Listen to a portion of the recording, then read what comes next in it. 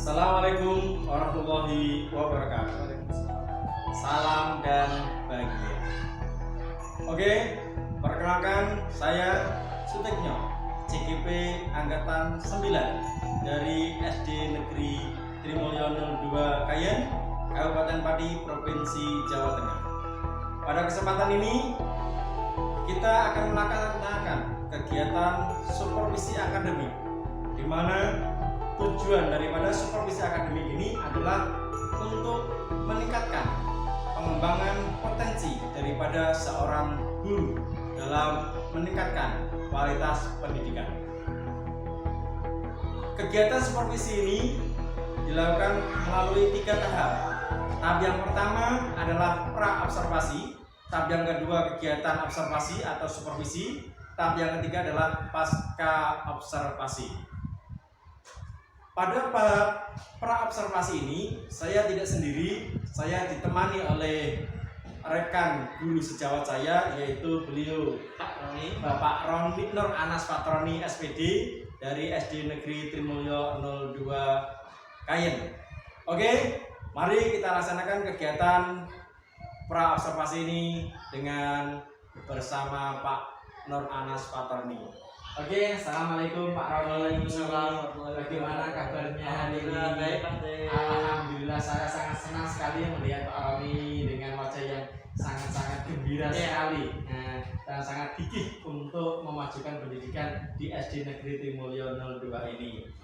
Oke Pak Roni, sesuai dengan kesepakatan kita yang kemarin bahwa hari ini kita akan melaksanakan kegiatan pra-observasi, di mana supervisi akademik ini adalah bertujuan untuk meningkatkan pengembangan daripada guru tersebut. Di mana Pak Roni nanti akan mengetahui bagaimana cara pembelajaran Pak Roni di kelas dan nantinya bisa berkembang di kemudian hari. Oke? Kira-kira pelaksanaan kegiatan supervisi dilaksanakan pada waktu kapan Pak Ali? Sebaiknya semester 2 Januari ya Pak ya. Oh, dilaksanakan semester 2 ya. Januari tanggal hari Senin Pak. Hari Senin tanggal 8 Januari Pak. Oh, berarti dilaksanakan pada semester 2 hari Senin ya, semester betul. 2. Ya. Nah, kira-kira mata pelajaran apa? Karena guru kelas SD ini all round, semuanya bisa menguasai semuanya, baik matematika maupun pembelajaran PEMPA dan lain sebagainya. Mapelnya matematika Pak. Matematika dengan materi pengukuran sudut. Oke. Pak Roni, kita akan melaksanakan nanti pada tanggal 8 Januari. Kira-kira tujuan daripada pelaksanaan supervisi nanti apa Pak?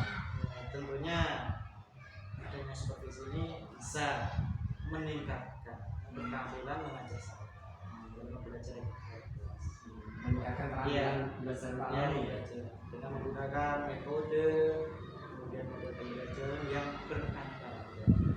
Salah satunya pada pembelajaran matematika saya gunakan yang model TI. Oh gitu. Bagian yang mana yang nantinya saya bisa amati dalam kegiatan supervisi di kelas nantinya? Ya, dapat bisa amati yaitu keaktifan siswanya. Keaktifan siswa ya. Selama ini siswanya bagaimana Pak dalam mengikuti pembelajarannya? Khususnya ini kan matematika akan menjadi momok bagi siswa. Jadinya saya gunakan model pembelajaran rapid listening ya.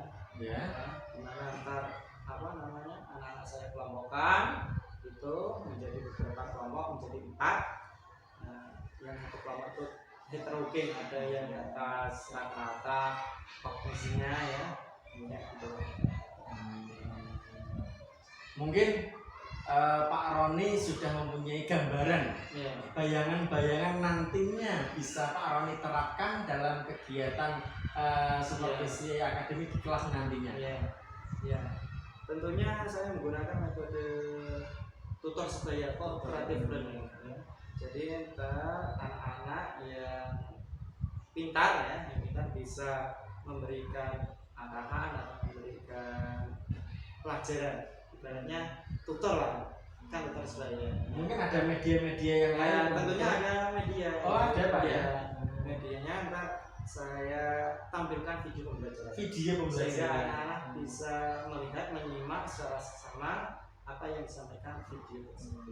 Sehingga bisa menambah ya, Menambah antusias kemudian motivasinya biar anak merasa tertarik dengan pembelajaran matematika.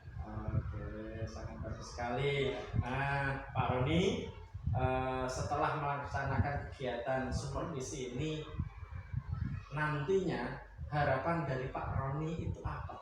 Harapannya tentunya kembali lagi ke siswa, yaitu bisa meningkatkan hasil belajar siswa. Meningkatkan hasil belajar siswa. Dari tadi pengukuran sudut, mapel matematika.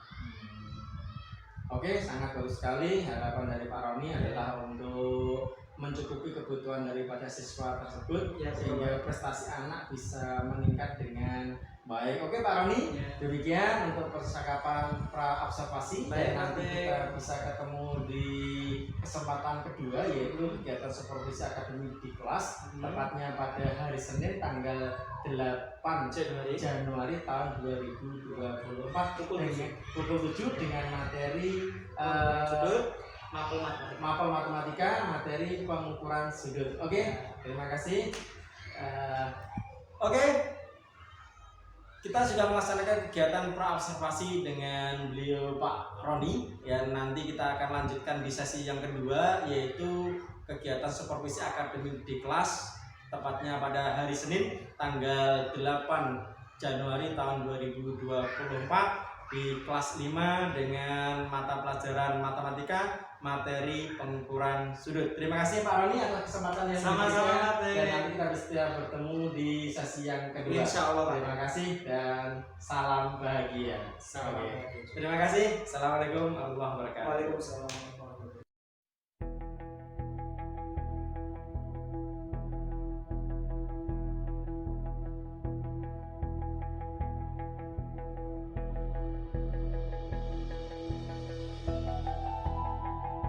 Assalamualaikum warahmatullahi wabarakatuh.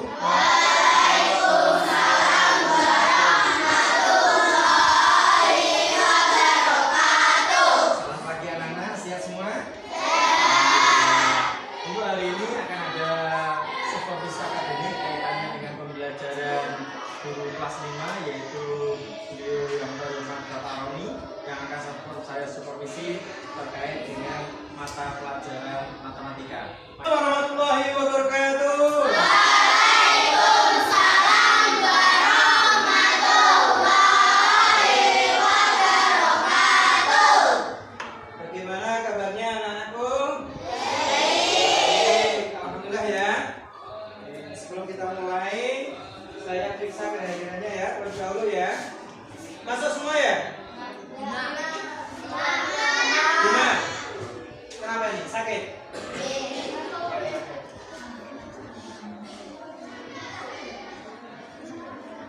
Sebelum kita mulai pembelajaran, coba tolong dipimpin berdoanya. Yuk, Mas Keza. Ya, beras. Doa dengan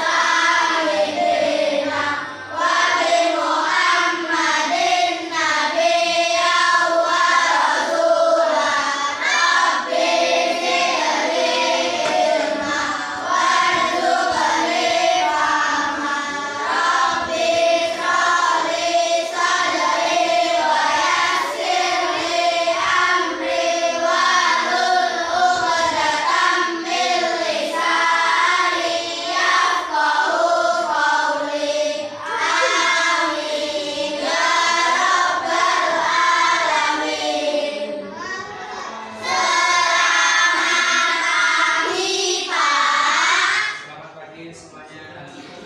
Kita lanjutkan ya. Anak-anak, saya punya kertas berisi gambar. Coba gambar apa ini? Sudut. Masa sudut? Gambar dua garis yang membentuk sudut. Di kelas 4 kalian sudah tahu nama-nama sudut, ya kan? Ada Terus apa lagi? Siku-siku. Terus apa lagi? Nah, pada kesempatan hari ini kalian belajar mengenai bagaimana cara mengukur Sebelum saya ajari bagaimana mengukur sudut, alangkah baiknya kalian bisa simak video pembelajaran yang ditampilkan di sini ya. Saya ambilkan dari video pembelajaran Miss Riwayuni mengenai pengukuran. Teman-teman semua, berjumpa kembali bersama Miss Ri, tentunya adalah pembelajaran matematika. Pada pembelajaran kita kali ini, kita akan memasuki materi bab ketiga, yaitu tentang pengukuran sudut. Sebelumnya, teman-teman di kelas 4 sudah belajar tentang pengukuran sudut. Nah, di kelas 5 ini juga kita belajar kembali materi tentang pengukuran sudut. Yang pertama, kita akan belajar tentang mengenal sudut. Masih ingatkah teman-teman tentang pengertian sudut? Sudut itu merupakan daerah yang dibatasi oleh dua garis lurus. Nah, perhatikan contoh sudut berikut. Mengapa gambar di sini disebut dengan sudut? Ini disebut dengan daerah sudut, yaitu dibatasi oleh dua garis lurus.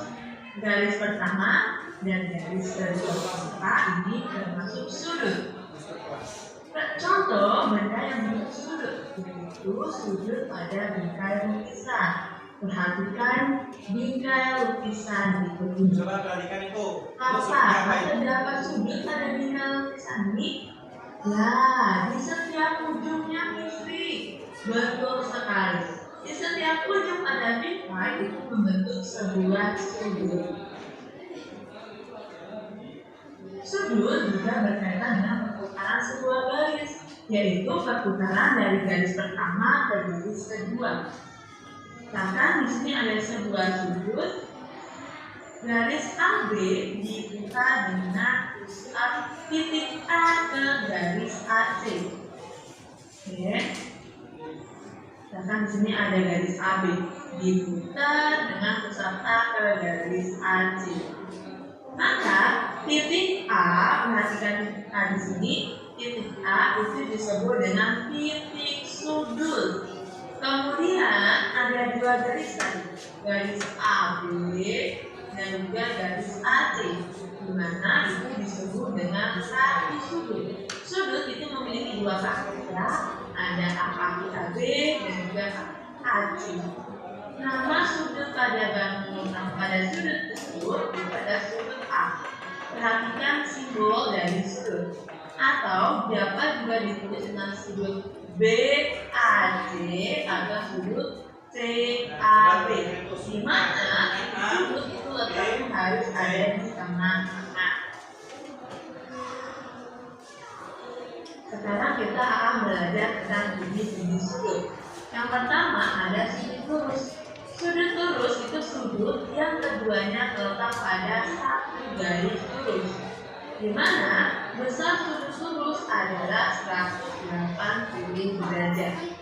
Nah, misalkan di sini ada sebuah garis CBA, di mana garis lurus ini termasuk sudut lurus. Letak sudutnya itu letaknya berada di tengah-tengah. Sudut ABC adalah sudut lurus. Contohnya, perhatikan jarum itu. Jarum pada pukul 6 itu membentuk sudut lurus. Nah, dilihat ada dua garis dalam satu garis lurus. Berikutnya, jenis sudut berikutnya ada sudut siku-siku. Sudut siku-siku atau sudut beda dihasilkan dari sudut lurus yang dibagi menjadi dua yang sama besar. Sudut siku-siku itu terbentuk dari perpotongan garis tegak dan garis mendatar. Misalkan di sini ada sebuah sudut siku-siku. Mengapa sudutnya disebut dengan sudut siku-siku? Karena terdapat dua garis lurus yang dibagi menjadi dua, yaitu ada garis tegak, perhatikan garis tegak, dan garis mendatar. Maka disebut dengan sudut siku-siku. Sudut siku-siku itu seperti burukan. Contoh sudut siku-siku, perhatikan pada jam pukul 9, Jarum jam pukul 9 ini membentuk sudut siku-siku karena ada garis mendatar dan juga garis bergabung.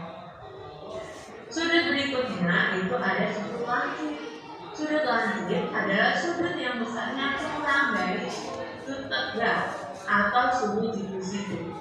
Perhatikan sudut berikut. Kalau sudut tegak seperti huruf L, tapi kalau sudut lancip itu lebih kecil sedikit atau yang bulunya terbuka sedikit, maka disebut dengan sudut lancip. Maka sudut A, B, C adalah sudut lancip. Perhatikan contoh pada jam berikut. Pada pukul 1 itu membentuk sudut lancip karena dia terbukanya lebih kecil.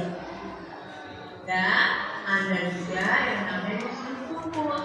Sudut tumpul yaitu sudut yang besarnya lebih dari sudut siku, tetapi lebih kecil dari sudut lurus. Perhatikan kok sudut lurusnya ada lurusnya dari sudut, tapi kalau tumpul itu lebih kecil sedikit dengan sudut lurus. Maka sudut A, B, C pada gambar tersebut itu disebut dengan sudut tumpul. Contohnya pada jarum jam 8 itu membentuk sudut tumpul. Jika dua garis berpotongan, maka membentuk sudut-sudut yang saling bertolak belakang. Apa itu bertolak belakang? Bertolak belakang berlawanan, teman-teman. Jadi misalkan satu sudut menghadap ke kanan, satu sudut lagi menghadap ke kiri. Maka kalau berbelakangan atau berlawanan itu disebut dengan sudut bertolak belakang. Misalkan lagi bersama satu sudut menghadap ke depan, satu sudutnya lagi menghadap ke belakang, maka itu disebut dengan sudut bertolak belakang atau berlawanan. Dua sudut yang saling bertolak belakang itu memiliki besar yang sama. Misalkan perhatikan contoh, di sini terdapat garis AB dan juga garis CD, di mana garis AB dan garis CD bertemu di satu titik yaitu titik P. Oke, maka dari sini kita ketahui bahwa ada sudut-sudut yang saling bertolak belakang dan besarnya sama. Yaitu perhatikan sudut ABD itu bertolak belakang dengan CPB. Coba perhatikan ya. Maka besarnya sama.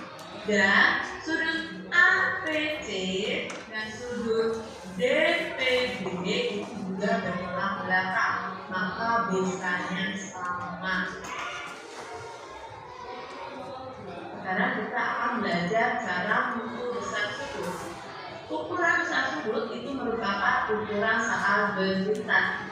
Satuan untuk besar sudut adalah derajat. Simbol derajat itu disimbolkan sebagai lingkaran kecil yang di atas. Nah, perhatikan gambar di sini ada arah mata angin, ada timur, utara, barat, dan selatan. Saat ini kita misalkan saat ini kita menghadap ke timur, lalu berputar ke arah barat, selatan, dan kembali lagi ke timur. Berarti kita sudah berputar sejauh satu putaran penuh. Di mana besar sudut satu putaran penuh itu membentuk sudut 360 derajat karena membentuk sebuah lingkaran. Lalu kalau besar sudut lurus kita adalah setengah dari sudut satu putaran. Maka 1/2 dikali atau dari 360 derajat yang hasilnya adalah 180.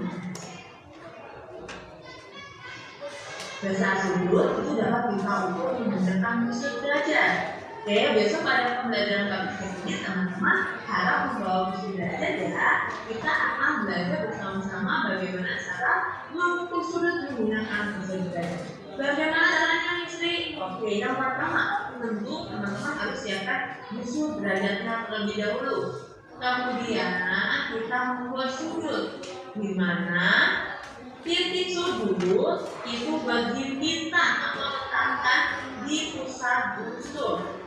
Kemudian karena sudut itu memiliki kaki sudut, dua kaki sudut. Kaki sudut yang pertama kita letakkan atau kita menjadikan dengan garis dasar busur. Garis dasar itu garis sudut yang teman-teman ya. Kemudian cara melihat besar sudutnya bagaimana? Kita lihat di salah satu kaki sudutnya. Kaki sudut yang satu kan kita hidupkan dengan dasar besar. Nah, satu kita lihat, ini angkanya ada dua, atas atau bawah. Kita lihat di garisnya satu kaki yang bentuknya garis dasar besar. Nah, ini. Nah, yang itu mari kita lihat angka nolnya yang bawah ke atas, yang bawah maka kita lihat angka yang bawah. Jadi besar sudut kita lihat besar sudutnya adalah 70 derajat. Oke teman-teman, itu tadi materi kita mengenai pengukuran sudut. Semoga teman-teman dan pemahaman materi dari Misri. Apabila ada pertanyaan, teman-teman boleh bertanya. Ya, terima kasih dari Misri. Sekarang saya tanya, apakah kalian sudah bisa bagaimana cara mengukur besaran suatu sudut? Sudah bisa? Alhamdulillah sudah. Kalau kelompok satu ada yang belum bisa? Nah, saya terangkan ya. Coba di sini. Cara mengukur besaran suatu sudut. Misal saya buat sudut ya, buat garis. Kemudian taruhlah ini titiknya titik B. Ini A, B. Besaran sudut B kita bisa hitung. Bagaimana caranya? Yang pertama adalah kalian lihat titik sudutnya. Titik sudutnya kita paskan atau kita letakkan tepat di tengah, ya kan? Oke. Langkah berikutnya adalah kita sejajarkan atau kita himpitkan 0 derajat sejajar dengan garis, berhimpitan dengan garis. Sudah ya? Sudah? Nah, baru kita lihat garis yang kedua. Garis yang kedua membentuk sudut. Nah, kita titik. Titik di sini biar kelihatan berapa besar sudutnya. Oke, kita coba ya. Ini mulai dari 0. Sekarang kita titik, nah, biar kelihatan. 0, 10, 20. Kemudian ini berapa? Anak-anak? 5. Berarti besar sudut B bisa kita ketahui yaitu sebesar 25 derajat. Sekarang coba ini sudut yang pertama, sudut kedua. Misal saya buat sembarang sudut. Nah, kira-kira ini sudut apa ini?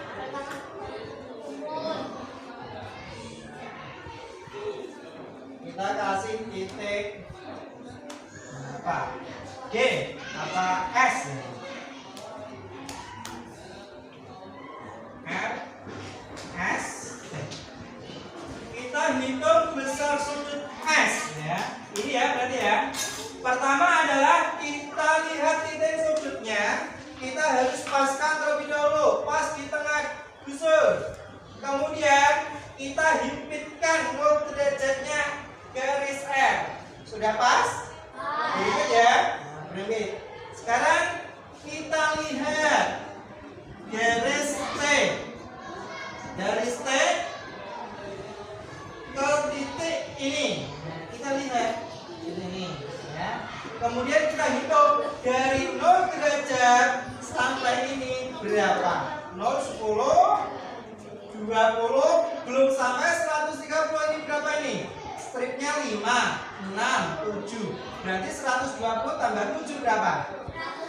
Nah, berarti besar sudut S 127 derajat. Oke. Ada kesulitan apa enggak? Mudah ya? Mudah. Sekarang kalian bisa secara kelompok mengukur besarnya suatu sudut. Ya. Ada 6 di sini ya. Ada 6. Kalian bisa mengerjakannya secara berkelompok. Ini LKPD-nya saya berikan satu-satu untuk dikerjakan bersama-sama. Setelah itu, setelah selesai, kalian perwakilan satu untuk presentasi ke depan kelas. Ya.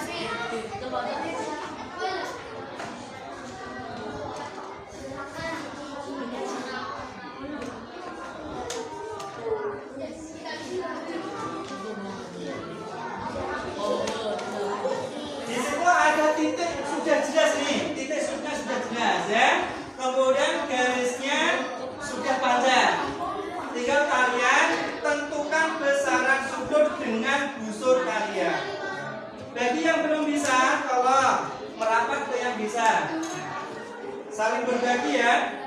Saling berbagi. Ya. Petunjuknya adalah gunakan busur kalian untuk menghitung sudut. Berdasarkan apa yang saya jelaskan tadi, kalian sudah bisa? Bisa ya.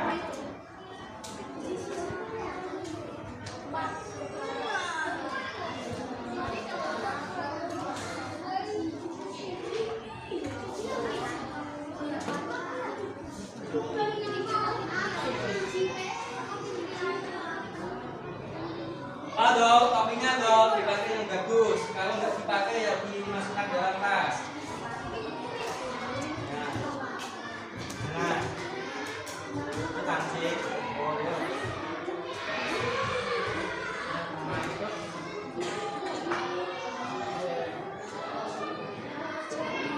Kurang dari 60 ya.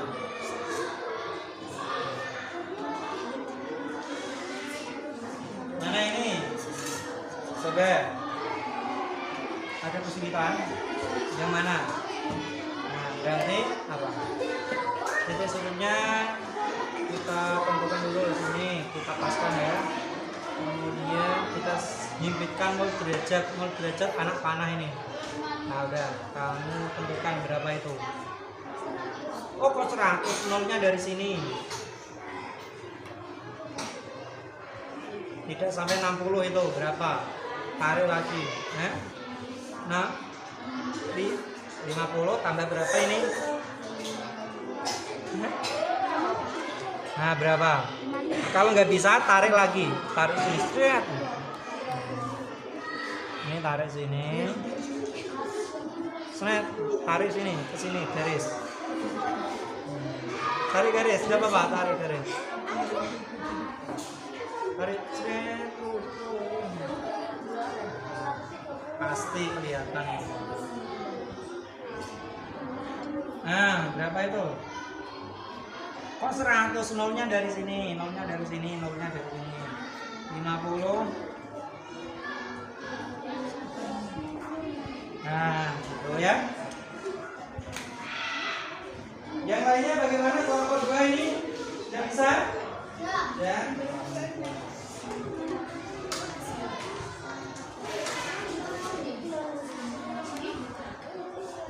Kelompok 4. Kelompok 1.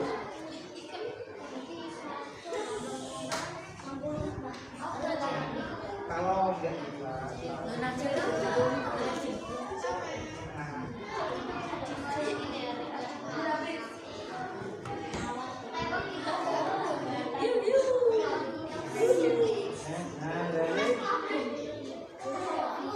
nolnya merah ini. Ini enggak apa-apa, ini kan nol. Ini nol hitam, hitamnya nol ya. Berarti cari hitam.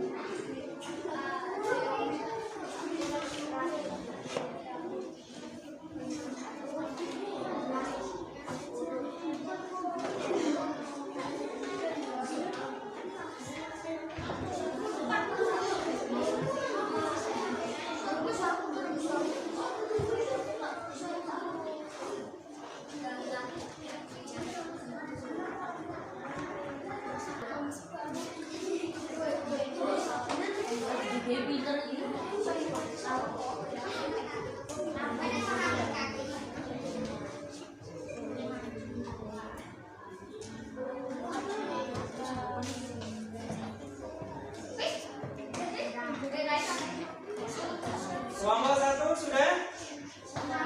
Kelompok 2 sudah? Kelompok 3 sudah? Kelompok 4 sudah? Ya.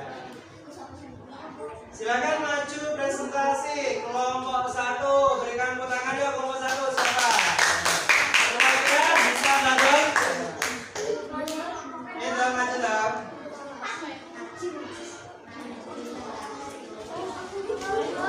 Nomor 1 dan nomor 2. Gambar 1 atau sudut pada soal besar sudut soal nomor 1 sebesar 55 derajat. Bagaimana yang lain? Betul? Tepuk tangan. Satu dua. Kalian dua. Berapa dua? Sebesar 130. Oke, coba 130 mana? Kelompok 2 bagaimana? Kelompok 3? 54 derajat. Hah? Nomor 2? 54. Kelompok 4? 58. Nah, coba perhatikan. Nomor 2 ini sudutnya apa? Tumpul, pastinya lebih dari 90 derajat. Nah, pengukurannya gimana? Yang betul adalah 125 derajat. Gak apa-apa, dan berbagi lagi ya. Tepuk tangan. Sekarang kelompok 2 nomor 3. Siapa yang berhasil?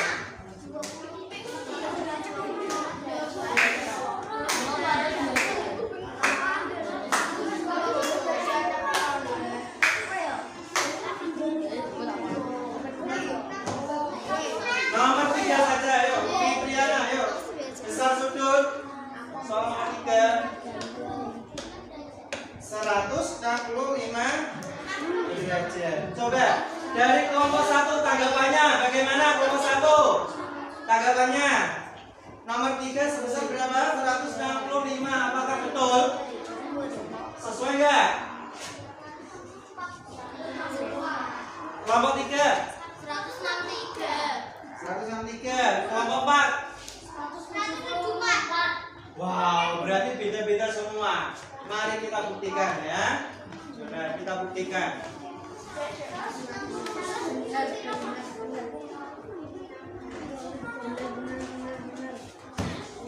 Seratus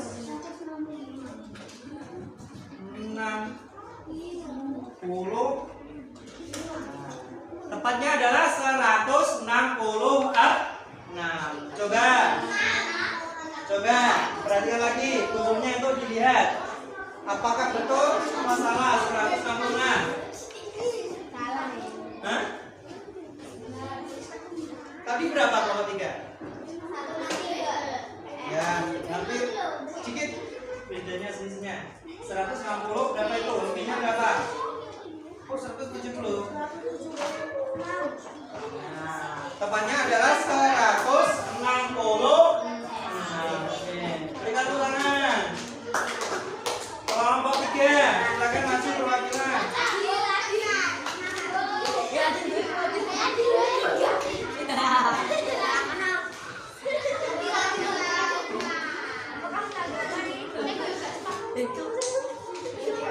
Ya, besar sudut.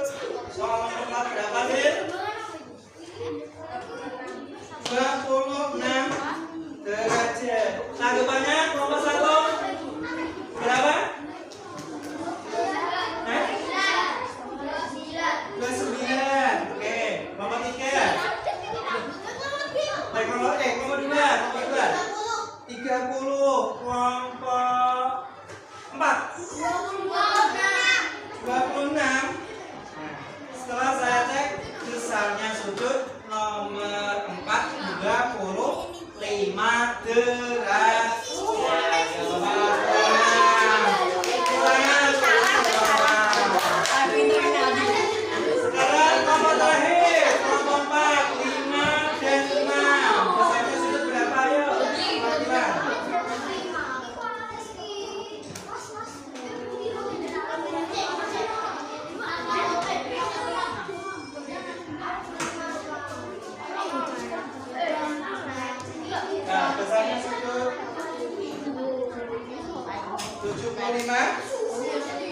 Tanggapan dari kelompok 1?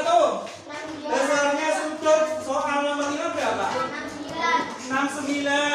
Kelompok 2 65. Kelompok 3 67. Setelah saya periksa ternyata sudutnya 65. Ya Bapak.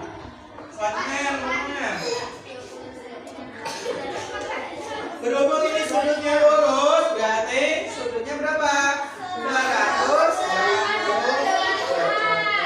Berikan tepuk tangan. Nah, anak-anakku, demikianlah bagaimana caranya kita mengukur suatu sudut. Pasti tentunya ada kesalahan. Untuk itu, dari kesalahan ini kalian belajar lagi bagaimana cara mengukur suatu sudut. Ada pertanyaan? Gak ada? Tadi sekilas ya kita resume ya. Yang pertama, kalian tentukan titik sudutnya. Bagaimana cara mengukurnya? 1, apa? Titik sudutnya dilihat, disesuaikan, dipaskan dengan titik tengah busur. Kemudian apa? Kita himpiskan garisnya, salah satu garisnya di 0 derajat, ya kan? Setelah itu garisnya yang kedua adalah kita tarik garis menuju ke titik berapa. Nah, di titik itu pastinya ada indikator angkanya. Kalian tentukan berapa ini penjumlahnya, ditambah berapa garis ini. Nah, kalian bisa menentukan besarnya suatu sudut. Ada pertanyaan? Ada pertanyaan? Kelompok 1 apa ya? Kelompok 2? Kelompok 3? Kelompok 4? Nah, anak-anak, berarti pada pembelajaran hari ini kita sudah bisa bagaimana cara mengukur suatu sudut. Jadi untuk pengayaan atau latihan, kalian bisa buka buku halaman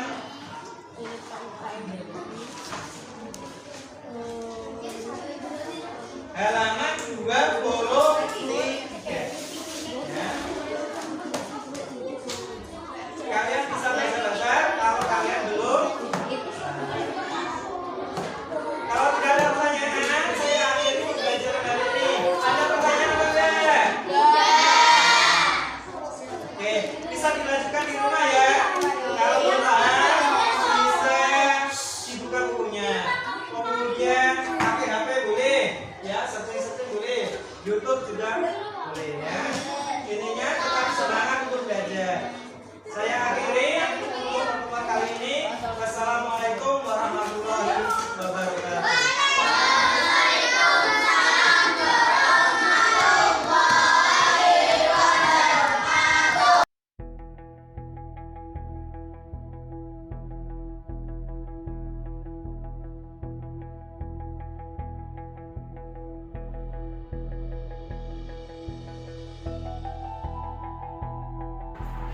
Assalamualaikum warahmatullahi wabarakatuh. Salam dan bahagia. Kali ini kita akan mengadakan percakapan coaching yaitu pasca observasi. Di sini saya tidak sendiri, saya ditemani oleh beliau pengajar praktek Ibu Noviana Ika Rahmawati.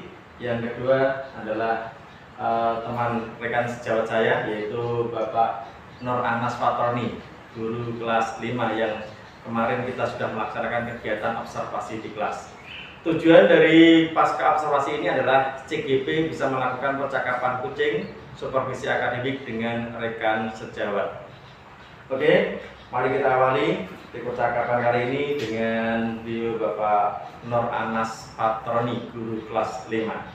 Assalamualaikum Pak Roni. Waalaikumsalam warahmatullahi wabarakatuh Pak Tek. Gimana kabarnya hari ini? Alhamdulillah baik Pak Tek, walaupun mendung ya, banjir sedikit tadi, tetap semangat. Oh, semangat. Oke Pak Roni, melanjutkan percakapan yang kemarin kita sudah melaksanakan kegiatan pra-observasi, kemudian kita juga sudah melaksanakan kegiatan observasi sesuai dengan yang diharapkan oleh Pak Roni, kendala-kendala dalam pembelajaran anak di dalam kelas. Dan untuk kali ini kita akan mengadakan kegiatan yang terakhir, yaitu pasca observasi. Mungkin sebelumnya kita ngobrol-ngobrol sedikit Pak Roni, santai saja. Harapan dari kegiatan obrolan pada siang hari ini kira-kira apa Pak? Ya, dalam kaitannya pembelajaran ya Pak ya. Dalam kaitannya pembelajaran yang kemarin yang telah saya laksanakan, ya pada saat edukasi, saya ingin memberikan share berbagai pengalaman pembelajaran kemarin ya, matematika mengukur sudut. Tentu saja banyak permasalahan yang ada terjadi di pembelajaran, dan saya secara pribadi sudah merancang-rancang bagaimana solusi untuk menyikapi permasalahan tersebut. Oke, terima kasih Bapak. Berarti kalau saya tangkap pada percakapan siang hari ini, Pak Roni kepingin sharing tentang pembelajaran yang sudah dilakukan di kelas terkait dengan materi matematika, yaitu pengukuran sudut kemarin. Oke, untuk berlanjut ke depan Bapak, mungkin perasaan Bapak hari ini bagaimana?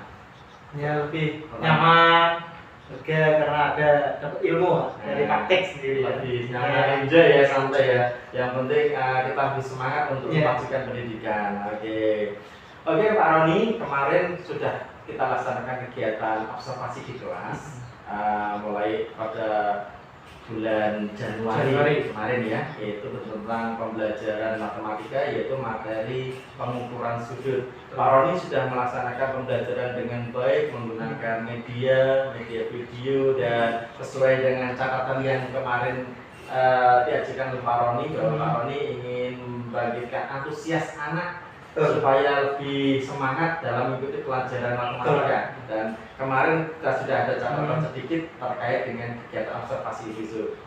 Mungkin dari rencana perbaikan yang Pak Roni laksanakan ketika ajukan pra-observasi, kira-kira sudah tercapai tidak?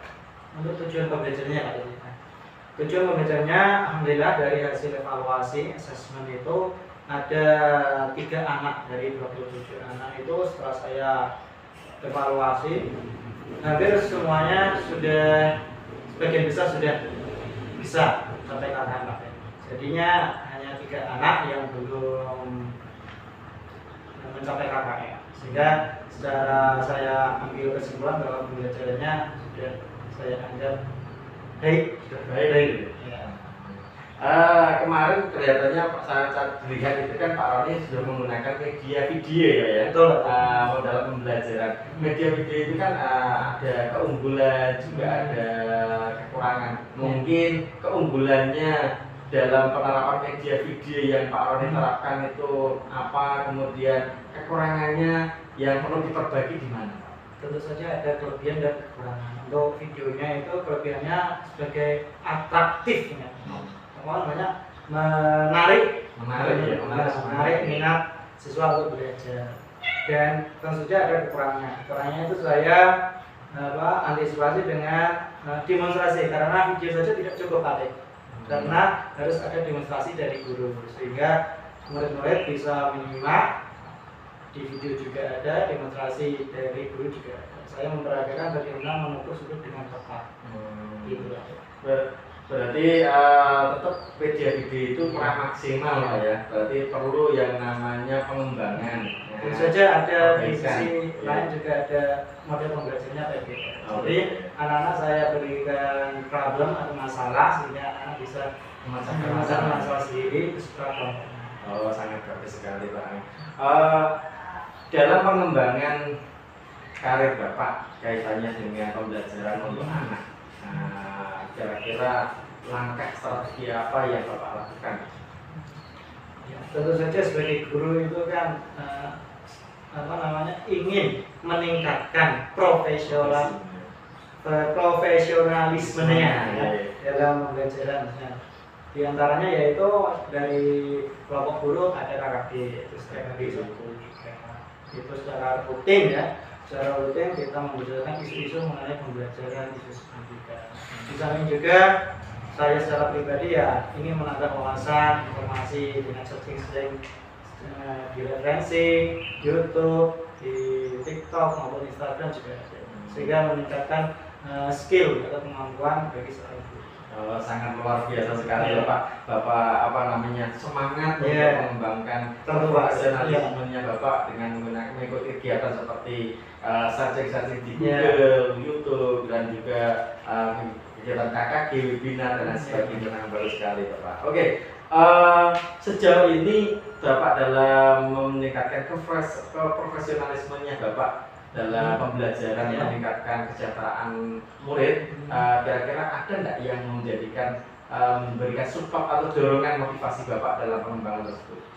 Tentu saja ada. Bimbingan internal sekolah juga ada.